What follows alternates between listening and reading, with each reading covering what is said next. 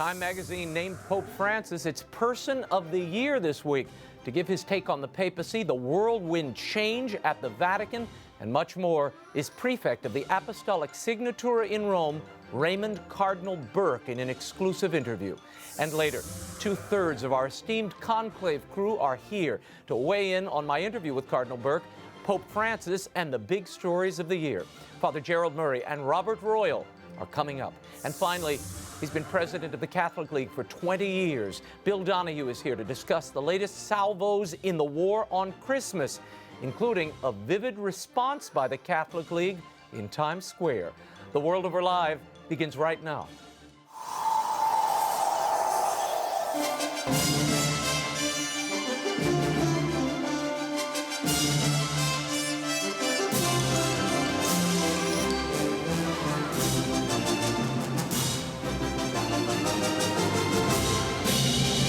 Now, from Washington, D.C., Raymond Arroyo.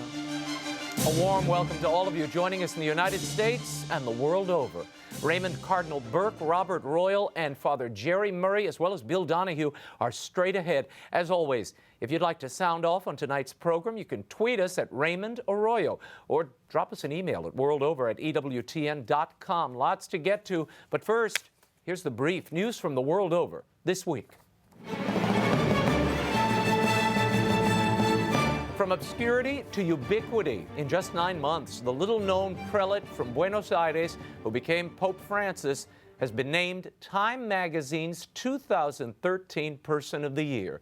The American News magazine lauded the leader of the Roman Catholic Church for changing the perception of the 2,000-year-old institution in a short span of time.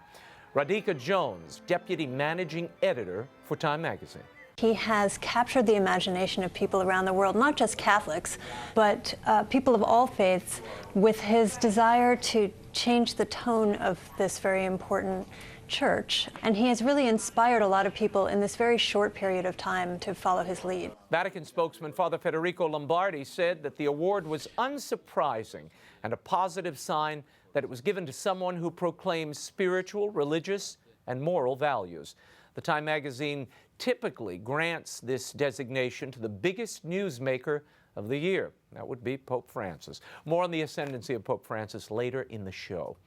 And the Holy Father has thrown his support behind the Church's effort to end what he called the global scandal of hunger. In a video message supporting the campaign of Caritas International, the worldwide confederation of Catholic charities, Pope Francis said that with 1 billion people suffering from hunger, we cannot look the other way and pretend that this does not exist. The Pope invited the institutions of the world, the Church, and those of goodwill to give a voice to all who suffer silently from hunger. Caritas launched its ambitious One Human Family Food for All campaign on Tuesday with a goal of ending world hunger by 2025. Meanwhile, Pope Francis and Christian leaders in Syria continue to appeal for the release of 12 religious sisters purportedly kidnapped by Islamic rebels this past week. Al Jazeera Television had since broadcast a video that appears to show the Greek Orthodox sisters safe and in good health. The sisters are seen explaining that they had not been abducted but taken from their convent for their own safety. The Greek Orthodox Patriarch of Antioch told Asia News that he questions the authenticity of the video and has not received confirmation of the nuns' safety. Several church officials have said that they have not heard from the sisters or their abductors.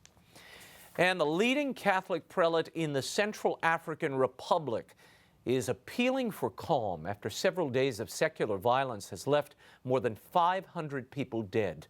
In March, Islamic rebels helped oust the country's president. Ever since, violence between Muslims and Christians who supported the president has escalated. The United Nations stepped in this past week, authorizing troop deployments from other African nations and the former colonial power, France. The Archbishop of Bangui has urged Christians to refrain from carrying out reprisal attacks against Muslims. Meanwhile, some 40,000 Christians have fled the capital city, 12,000 of whom took refuge at this Salesian church. It's a complex. They fear further reprisals. Overall, the UN estimates more than 400,000 have been displaced throughout the Republic. Back here in Washington, the House of Representatives passed a budget compromise that will keep the government running until 2015 with both Democrat and Republican support. The bipartisan agreement announced earlier this week increases 2014 spending by some $60 billion, bringing it to more than $1 trillion while reducing future spending by some $80 billion. All in all, a net gain for the GOP, according to House Budget Chairman Paul Ryan. The House budget reflects our ultimate goals. It balances the budget within 10 years, it pays off the debt, but I realize that that is not going to pass in this divided government. I see this as agreement as a step in the right direction. In divided government, you don't always get what you want. Conservative groups and some members of Congress have bristled at the idea as spending levels will exceed the cap set by sequestration. The $60 billion in sequestration savings is now gone. Most of the debt reduction comes from new revenue streams, fees, and promised spending cuts don't materialize until several years down the road. The Senate plans to vote on the budget before recessing for the holidays. And Australia's highest court has struck down a landmark law that had been allowing the country's first gay marriages. The federal government challenged the validity of the Australian Capital Territory law, which redefined marriage to include gay couples. The High Court unanimously ruled that the law could not operate concurrently with the Federal Marriage Act, which was amended in 2004 to define marriage as the union of one man and one woman. Prime Minister Tony Abbott, a Roman Catholic, opposes the redefinition of marriage. His coalition blocked 2 legislative attempts last year that would have legally recognized same-sex partnerships. The court ruling nullifies the same-sex marriages of more than 20 couples wedded just last week. Marriage has been legally redefined to include gay couples in 18 countries, as well as 16 U.S. states and the District of Columbia. And finally, it was a flash mob of a festive sort inside a Los Angeles mall this past weekend. 100 or so students from Thomas Aquinas College took a break from studying for finals and descended on the mall. They nonchalantly gathered around the creche and Christmas tree, and the unsuspecting Christmas shoppers were treated to this.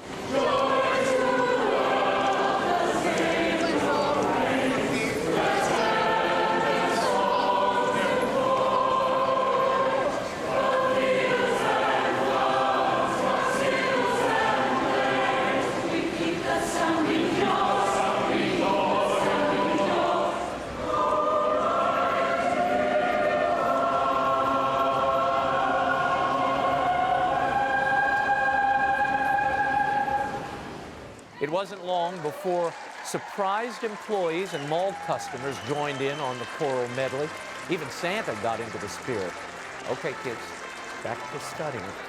When we return, we know how the Pope is being received around the world, but how is the Francis effect being felt in Rome? The head of the Vatican's High Court, Raymond Cardinal Burke, in a candid interview you will not want to miss when The World Over Live continues. Stay right there.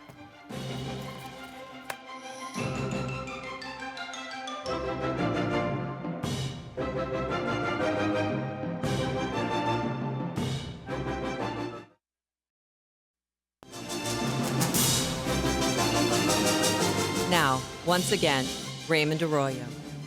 Welcome back to The World Over Live. He is the head of the Vatican's High Court, the Apostolic Signatura, one of the most influential American cardinals serving in Rome today and widely regarded as one of the best canon lawyers in the world. The former Archbishop of St. Louis is perhaps best known for warning pro-choice politicians on both sides of the aisle to refrain from communion for their public and persistent opposition to church teaching. In this exclusive interview, Raymond Cardinal Burke reflects on the backlash he has personally endured. He offers his take on Pope Francis's latest exhortation, the future of the Old Mass, and how is the Francis effect being felt in the Curia. We caught up with Cardinal Burke when he came to inaugurate a new Eucharistic Center at Mother Angelica's Shrine of the Most Blessed Sacrament in Hanceville, Alabama. Here's my exclusive and candid interview with Raymond Cardinal Burke. Your Eminence, I want to start with your beautiful book that recently came out. I was stunned to learn it was your first book. Yes. Divine Love Made Flesh, the Holy Eucharist as the Sacrament of Charity. There was a quote from that book, and I want to read this to you, because as I read it, it in some ways cast light on your entire public life. And you say in the book, we cannot compartmentalize any aspect of our life in order to keep it from the transforming grace of Christ's real presence. First and foremost, the Holy Eucharist must be important in our daily living and in our whole life. It must never be seen as detached or unrelated to any part of our life. Do you think we today live with that detached sense? I have a definite sense of it, that there's a great tendency to see the reception of the Holy Eucharist as something that happens in church. It's a holy time in my life, but not to see that this is receiving Jesus Christ himself into your very being, and therefore it isn't just what's happening in church now, it's what's happening when you go out from the Eucharist in whatever your work may be, whatever is happening in your home and so forth, that you bring Christ with you, and that's the part of the essence of the sacrament. So that's why in the past I've been very insistent, and I continue to be, on the notion that we don't approach to receive Holy Communion unless first we've examined our consciences to make sure that we are living as best we can, not that we're not all sinners, but that we're living as best we can the Eucharistic reality in our daily lives. You mentioned this very vocal part of your public ministry, which is warning people about that Canon 9:15, Yes. which prohibits those in manifest sin, particularly in the public sphere, who continue in that sin, they should be denied communion. You've always said that's protecting the sacrament. It's protecting the Explain the difference. Yes, it accomplishes many purposes, but first of all, it protects the sacrament from being violated. I mean, we take great care. We keep the sacrament in the tabernacle under lock and key. The tabernacle is a very secure place. Not people just can't come in and take the Blessed Sacrament and so forth. In the same way, too, we should protect the Blessed Sacrament against being profaned. Now, one example would be when distributing Holy Communion, we want to make sure that the person who receives consumes the sacred host, because there have been examples of people who've taken the Blessed Sacrament and then they take it with them for God knows what purposes. But also protect the sacrament against being profane, being violated by someone receiving unworthily, and who knows that he or she is unworthy and yet presumes to come forward and to take the Holy Eucharist. Now, over the years, you have said everybody from John Kerry to Nancy Pelosi to Rudy Giuliani, these are public figures who are, by and large, pro-choice in their public pronouncements, and manifestly so. Yes. You said they shouldn't receive the sacrament. Now, over the years, you have received such scorn for that clear teaching.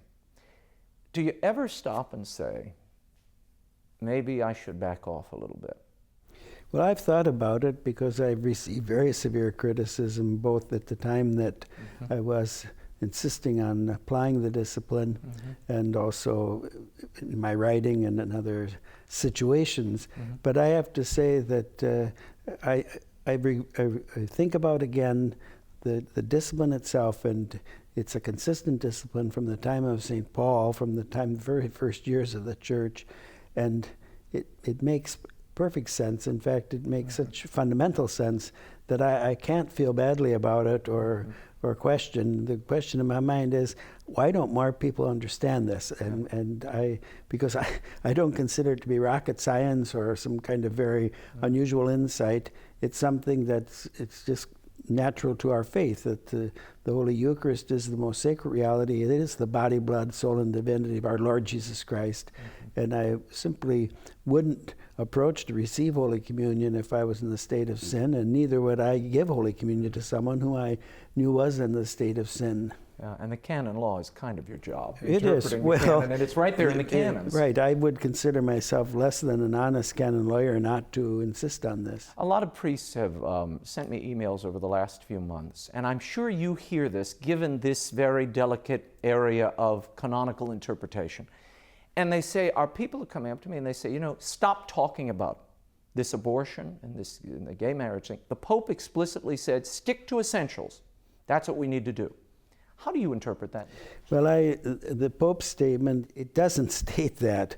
In fact, it's a text that's not altogether easy to interpret. Right. But my response is, what could be more essential than the natural moral law? In other words, these acts that are always and everywhere evil. They're the first commands of our conscience to respect human life, to respect the integrity of the family, and to respect conscience. And so, to me, the Pope can't be saying, I can't interpret that phrase of his as saying that these are not essentials. I'm not exactly sure why he mentioned it. One gets the impression, or it's interpreted this way in the media, that he thinks we're talking too much about abortion, too much about the integrity of marriage as between one man and one woman. But we can never talk enough about that. As long as in our society, innocent and defenseless human life is being attacked in a most savage way. I mean, it's literally a massacre of the unborn. When this is extending now to the aged, to those who have chronic illnesses, to those who are severely handicapped, and also to the whole question of creating human embryos artificially in order to destroy them, or in experimentation. We can never talk enough about that, because if we don't get this straight, that human life, innocent and defenseless human life, has an inviolable dignity, how are we going to understand anything else correctly with regard to care of the sick or whatever it might be? I want to shift now to your perspective from Rome. Being such an important part of the Curia at the Apostolic Signatura, we've been hearing so much about the Francis effect all around the world. What has the Francis effect been from your vantage point, and what are you seeing among the Curia, particularly as he moves these reforms forward? Well, it's not altogether clear to me exactly what the result of the reforms is going to be. Right? The Pope has had meetings. They're talking about the reorganization of the Roman Curia, but so far I haven't seen anything concretely of what that will be. I've made this statement, and I believe that it's correct, that I cannot imagine a reform of the Roman Curia which would not somehow be continuous with Pastor Bonus, the Apostolic Constitution, which has governed the Roman Curia since, I think, 1988, when Blessed John Paul II reformed the Roman Curia, because the Church is an organic body, and the service of the Roman Curia is part of the very nature of the Church, and so that has to be respected. And so I can't imagine that somehow the Roman Curia is going to take on a completely different figure. Yeah. It just doesn't make sense. Now, as far as our tribunal goes, we continue our work as we've always done it, and in exercise for our Holy Father his judicial power, both supervising tribunals and also coming to decisions with regard to administrative cases, and we will continue doing that. And this is a fundamental service that the Holy Father must give to the Universal Church as the first judge in the Church. So I can't imagine that he's going to somehow now no longer have an Apostolic Signatura. Yeah. No, I wouldn't imagine either. I mean, it'd be a tough load otherwise for the Apostolic household. And speaking of the papal household, yes, Archbishop Georg Gonswein yes, was quoted in a German magazine. He said, and he's talking about being the personal secretary to both the former Pope Benedict, as well as Pope Francis. And he said this: "It is an ache finding my way with the new role. I have this impression I live in two worlds. I wait every day for another innovation. What will be different?" Have you ever experienced any of that? Well, there is. I don't think this is anything that isn't clear to everybody. There is a kind of unpredictability about life in Rome in these days. It seems to be a question of a certain style, and every Holy Father is different. So it is quite distinct from Pope Benedict, who attended very much to a certain protocol and also to a certain discipline of schedule and so forth. So there is an element of that that's clear. A period of adjustment. Yes. Let's talk for a moment about this recent exhortation, Apostolic Exhortation. It has been getting a lot of play in the media, and of course lines have been pulled about capitalism and all these other things, and I think over-exaggerate at moments what the Pope's intentions are. In the total, do you agree that that document is a part of the continuum of the teaching we saw with John Paul II, Benedict, and now Francis, and that it's only the expression and the tone that has shifted? I don't know. I think that one has to look at the introduction to the document itself, and it seems to me, and I would have to have the text in front of me, but it seems to me that the Holy Father made a very clear statement at the beginning that these are a number of reflections that he's making, that he doesn't intend them to be part of the papal magisterium. Yeah, he said they're programmatic. Yes, that there are suggestions, he calls them guidelines, yes, programmatic. And so to me it's a distinct kind of document, and I haven't quite figured out in my mind exactly how to describe it, but I would not think that I don't think it was intended to be part of papal magisterium. At least that's my impression of it. And there are a lot of things that the Holy Father mentions along the way and so forth as he's writing it. Yeah. And I can't believe that he's, and reflections that he has about certain questions that are doctrinally very weighty, and he makes the point that he isn't getting into all the doctrinal questions. Right. And so you can't take those statements where he talks about mercy toward those who are divorced and remarried and so forth. But yes, we must be merciful and try and help the divorced and remarried who haven't had a declaration of nullity of a prior marriage to take part in the life of the Church. But to go from that to say that the Holy Father is stating that the Church is no longer upholding the indissolubility of marriage, in other words, that somehow it's acceptable in the Church to be bound to a marriage and yet be living in another union and still receive the sacraments. So, but those are the kind of interpretations that are being given, but I don't think that the document itself, I don't see the document itself justifying that. Let's talk about Summorum Pontificum, yes, which was, of course, Pope Benedict's really landmark teaching that opened up the extraordinary form and put it really on a par with the Novus Ordo, the new Mass. Yes. There are many who are saying now, you know, with Francis on the throne, this should be shelved. It's time for it to sort of recede. Do you think that's a possibility, A, and B, what benefits have you seen from the rise, if you will, of the Tridentine Rite? I don't see it as a possibility on a couple of scores. Number one, it's universal legislation, and to reverse it would be a very serious act on the part of the Holy Father, and would have to have the most serious of reasons. But going along with that, Pope Francis has not shown any inclination to change anything with regard to the celebration of the extraordinary form. He has made, even in the exhortation, he makes a comment about people who are too concerned about the sacred liturgy and so forth, but I don't think that can be interpreted as being a negative statement with regard to Summorum Pontificum. And in fact, the group of bishops from Puglia, early on in his pontificate, when they were there for the ad limina visit, one bishop who was disgruntled about Summorum Pontificum, thinking that the Holy Father would be favorable to this, brought up the fact, according to the mind of the bishop, that Summorum Pontificum is divisive and that it's a step backward. And apparently the Holy Father, from what was reported, was very firm. He said, no, we need both the old and the new. Go home and help your people to become more holy.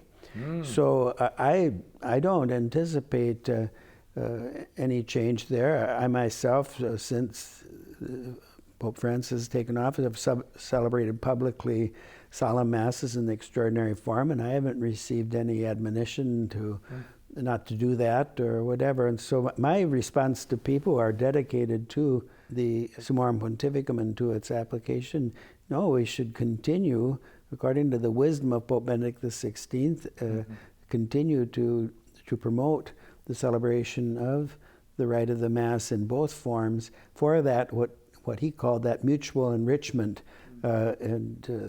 and leading to what many call, and I think it's an apt phrase, the reform of the reform. In other words, Pope Benedict XVI, in his letter to the bishops that he wrote at the same time as he published Summorum Pontificum, or promulgated it, he talks about the reform of the sacred liturgy and how it was sidetracked or derailed after the council, and he sees this as a way of trying to accomplish the true reform that was intended at the council. And so I see many good fruits from it. I celebrate from time to time in various places, not only in the United States but in Europe, masses in the extraordinary form, and there are always a predominance of young people, and many with little children and so forth. And I get to know some of these families and so forth, or I do know them already. And what they find in the celebration of the Mass according to the extraordinary form is a more palpable expression of the divine action of the sacred liturgy. And this is a great gift to them. And so and then they're able to appreciate, normally they're probably participating in the Holy Mass in the ordinary form, but they have a heightened sense when they're at the ordinary form Mass that Christ himself is coming down to make new his sacrifice on Calvary, and that this is the action of Christ, that the priest is acting in his person, and that we are there to be sanctified, and that our participation is to offer ourselves with Christ to the Father. Your Eminence, let's talk, bring things a bit closer to home. But they still straddle your shores. There is a huge story that's been breaking in recent weeks here in the United States. The Obama administration has decided to merge the embassy to the Holy See with the embassy to Italy. Some are saying this is a diminishment of the relationship between the Vatican and the United States. Others say this is a security need. After Benghazi, you have to bring all these people together, and security and saving money predominate, and that's what should happen. What is your analysis of that, watching from both shores, if you will? Well, I am no expert in these matters, but just a few observations. If it's an economic problem that the United States is no longer able to support two embassies that are relatively close to one another, and that somehow they're going to move the quarters of the embassy to the Holy See onto the same grounds as the embassy to Italy, I could understand that. If it's an economic, I can't imagine that it's a security problem, because I've never heard that about the United States Embassy to the Holy See. And I would think that probably these terrorists, if they wanted to make a strike, at the United States, they wouldn't go to the embassy to the Holy See. They'd go to the big embassy, the one on the Via Veneto, the one to Italy. Sure. The question is, does that in any way, is the perception, and I've been speaking to some of the former Vatican ambassadors, and they're concerned about the perception of the message this sends to the Holy See, that somehow the United States doesn't think you all are worthy enough to have a standalone embassy any longer. Well, it does give that impression, to be honest, but I have to say, given the way the present administration treats the Catholic Church in general, that wouldn't surprise me too much. I mean, this whole disaster on conscience rights and so forth, and the HHS mandate, the contraceptive mandate, and the health care plan. The whole question, and the idea that yes, you can have freedom of religion, but it's reduced now to freedom of worship. You can do whatever you want within the four walls of your church, but beyond that, what you believe in the depth of your heart has no importance to the government of the United States of America, which, by the way, is an absolute contradiction of the founding principles of this nation. But the nation doesn't care anymore, the government, I should say, about this relationship. I could believe it. Let's shift gears a little bit. There's this ACLU lawsuit against hospitals in the United States, Catholic hospitals, stemming from a case where they're citing the ethical and religious directives that are written by the bishops that govern these hospitals. In this case, they claim a woman came in, she had a crisis pregnancy, and because she wasn't given the option or told about the option to abort her child, she was somehow denied the fullness of care. And they're suing, saying Catholic teaching has created this situation. Your reaction would be what? What does abortion have to do with health care? That shouldn't be going on in any hospital. And to argue before the law that killing a child in the womb is part of health care, I don't understand that. But at the same time, if this is a Catholic hospital, it has to have be granted the freedom to follow the sacred tenets of our moral law, and therefore not to abort, not to do other procedures which are intrinsically evil. And so to try to force this before the law is basically to disenfranchise Catholic hospitals and their Catholic identity, and we have to resist that at all costs. Let's talk about Mother Angelica. You were here, yes. And you opened and blessed the Eucharistic Center here at Our Lady of the Angels Monastery. What is Mother Angelica's, if you will, contribution to the Universal Church, looking back now on all these years she's been so omnipresent? I tried to express it in my homily, but I think it was her tenacity, her perseverance in finding a way to diffuse the deep love that she has for the Catholic faith to as wide an audience as possible. And she accomplished something that I don't know that anyone else has been able to accomplish in this country and probably anywhere else, and that is to have a Catholic television and radio network truly faithful to the Church in its teaching and its practices, and reaching all over the world. Yeah. But what a tremendous service in our nation, an occasion for people. She teaches, the network teaches the faith. There are times for people to pray using the mass media, using television, praying the rosary, or taking part in Holy Mass when one can't get to church, or the radio too. And so I just see this as a great gift.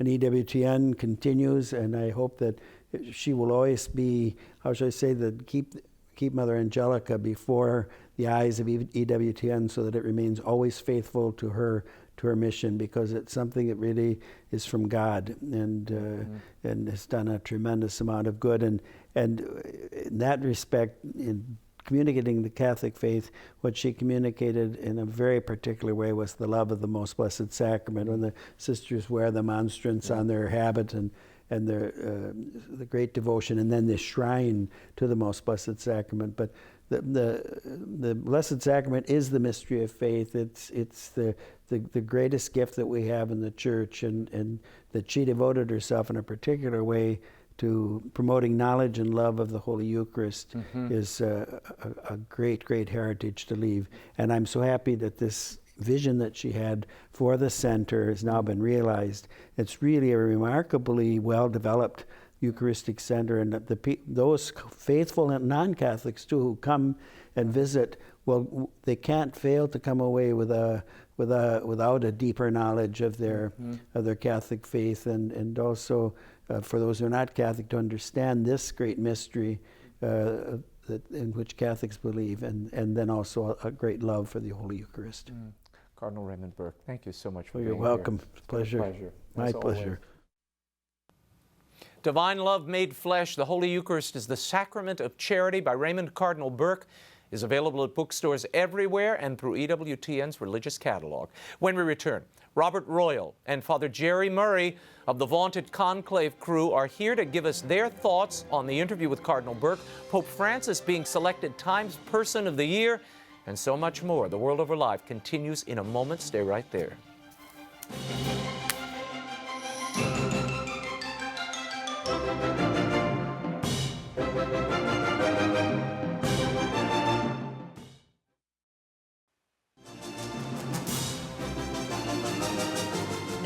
once again, Raymond Arroyo.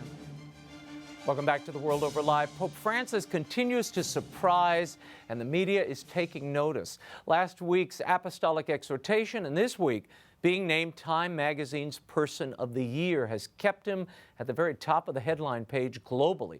What does it all mean, really? And will it renew esteem in the Church and its teachings? Tonight I'm joined by two of my Rome co-hosts. 2/3 of the acclaimed Conclave crew are here to discuss it all, as well as to give their reaction to the interview you saw a little while ago with Cardinal Raymond Burke. Please welcome back to the program the president of the Faith and Reason Institute and editor-in-chief of the CatholicThing.org, Robert Royal, here in studio. Thanks for being here, Robert. And via satellite from EWTN studios in Alabama, a priest of the Archdiocese of New York, apparently on the lam in Alabama, and pastor of the Church of the Holy Family in Manhattan, Father GERALD MURRAY. Thank you both for being here.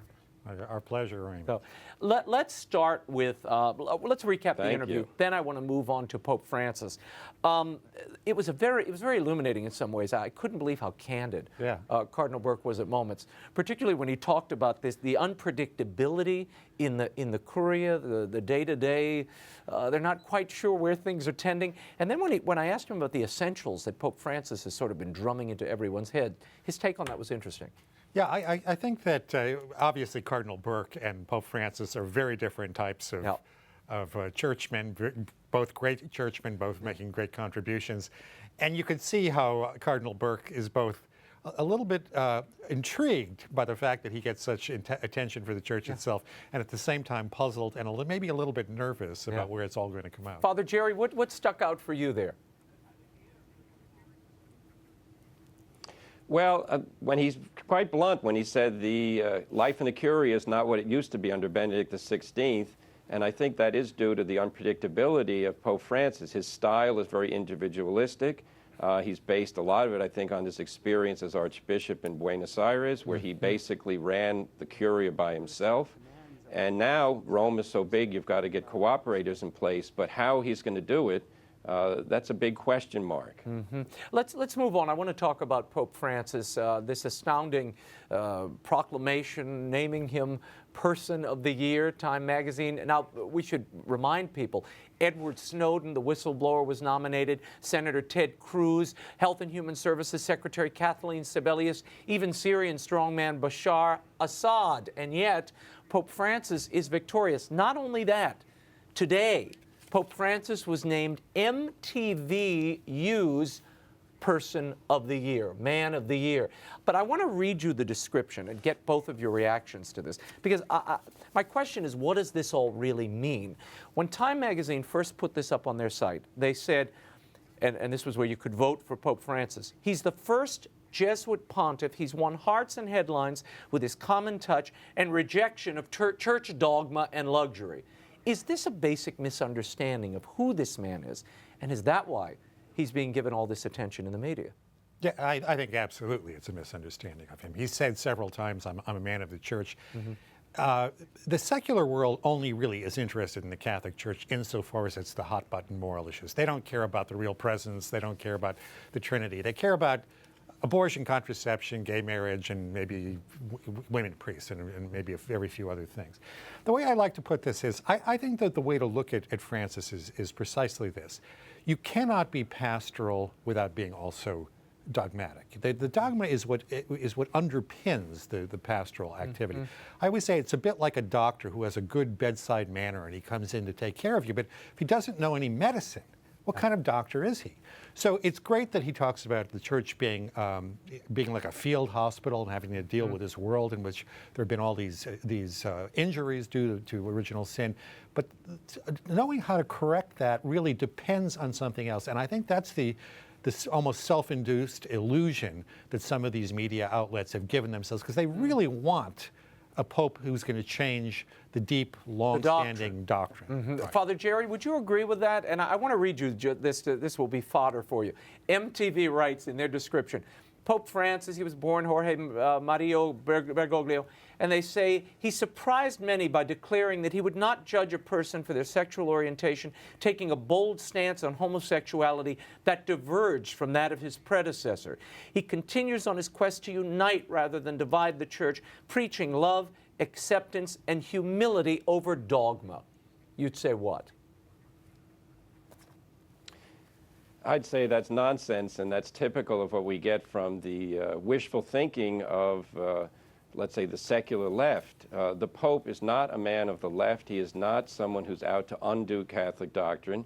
On the other hand, he is a figure like Mother Teresa who draws the world's attention because he goes to the areas where poor people are and brings the love of Christ. You know, it strikes me, the big question that people ask themselves is Catholicism right? Is it serious? Is it something that can guide my life if I'm not a Catholic? And the Pope is right there saying to people, look, the message I give is for everybody. Love the poor, serve others, bring God's love into your life. Mm-hmm. Robert Royal, when this Pope was just elected, we were there watching from our balcony, and you quickly wrote a piece called The Spirit of Bergoglio, which warned about, like we saw, a spirit of Vatican II emerge after the council that was at odds with the letter and the intention of Vatican II. So a spirit of Bergoglio, you wrote, might emerge. Do you see that emerging, and is that a danger? Well, I think I'm going to echo Cardinal Burke here and be prudent and say it's hard to say, because I think if he just took the black letter of the documents and when he really is careful about what he says, no, there's no way you can interpret it as being something other than in continuity with Benedict and with John Paul II.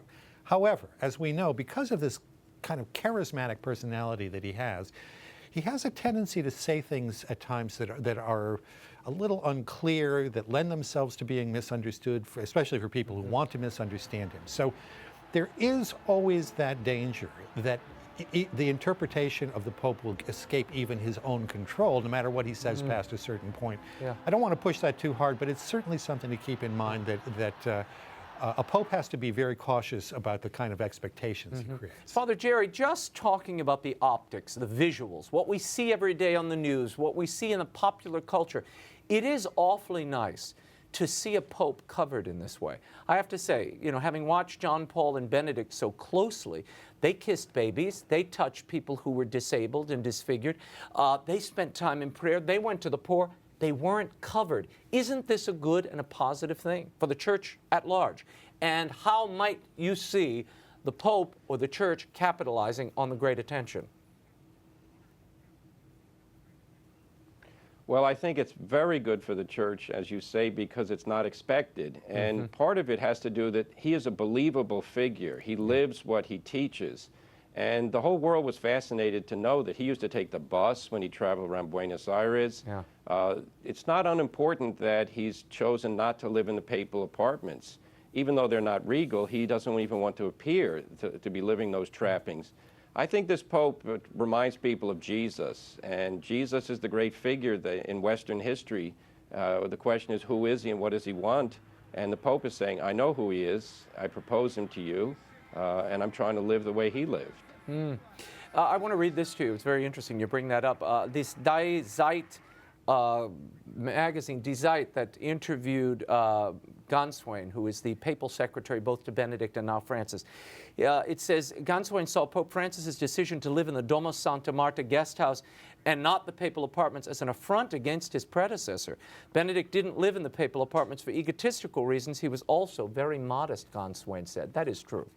Yeah, I think that's true. And if you look at what the Pope has said about why he's in the Casa Santa Marta, it's because he likes to be around people. And he said that the problem with the papal apartments is not that they're lavish, because they're not, but it's like a funnel. He says that, and the funny thing is, it's not that the funnel is upside down, and it keeps people can't come up to him, and he wants to be in he's that type of person that he's best, I think, when he's interacting with other people. Father Jerry, very quickly in our last moments, what do you want to see from this Pope? What do you think we will see in the new year?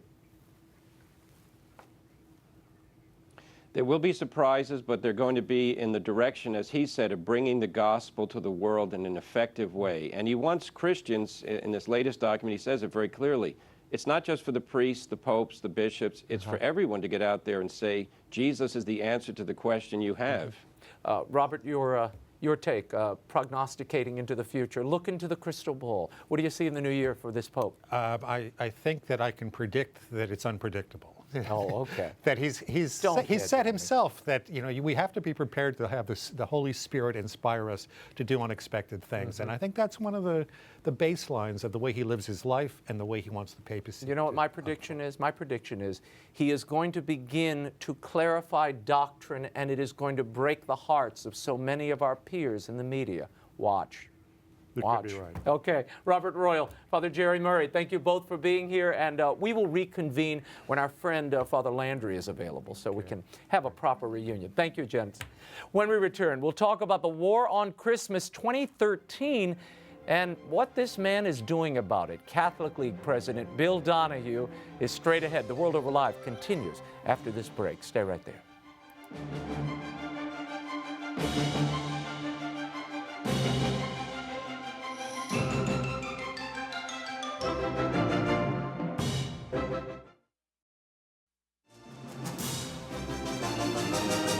Now, once again, Raymond Arroyo.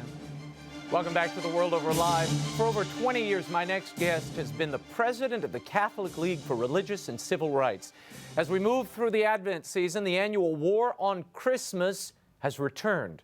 To speak about the latest skirmishes and his in-your-face response in the middle of Times Square, please welcome Bill Donohue via satellite from New York City. Bill, thanks for being with us. Thank you so much, Raymond. Now, look, I want to show you and the audience what is going on in Tallahassee, Florida, at the state capitol. A guy named Chaz Stevens has erected what he calls a Festivus pole, Bill. I hope Jerry Seinfeld's getting royalties for this. It's a stack of Pabst Blue Ribbon cans. Here's Mr. Stevens talking about his contribution to the State House. Is that a religious symbol? No, that's a pile of Pabst Blue Ribbon. I say the menorah, the creche is a religious symbol. I say that needs to go, this needs to stay. Bill, your reaction to what this fella says and to his Festivus poll? Well, you know, the war on Christmas has taken many different turns. It really started in the 1980s when the ACLU tried to sue, and actually did sue, somewhat successfully in Pawtucket, Rhode Island, in Providence, Rhode Island. And, you know, they've been trying to knock out the nativity scene. So sometimes they win, sometimes they lose. If they don't win by knocking out and banning and censoring a nativity scene, which is what the left likes to do, they like to censor, use the power of government, then they come up with contrived competition. And that's what this is being done now. They're trying to say, well, if you can get in there, what about me too? Christians are making a huge mistake if they accept the ACLU argument, which is, they came out with it this week, this means the way to settle this problem is for everybody to withdraw from the public square. That's what they want. Look, let them put up their stupid beer cans.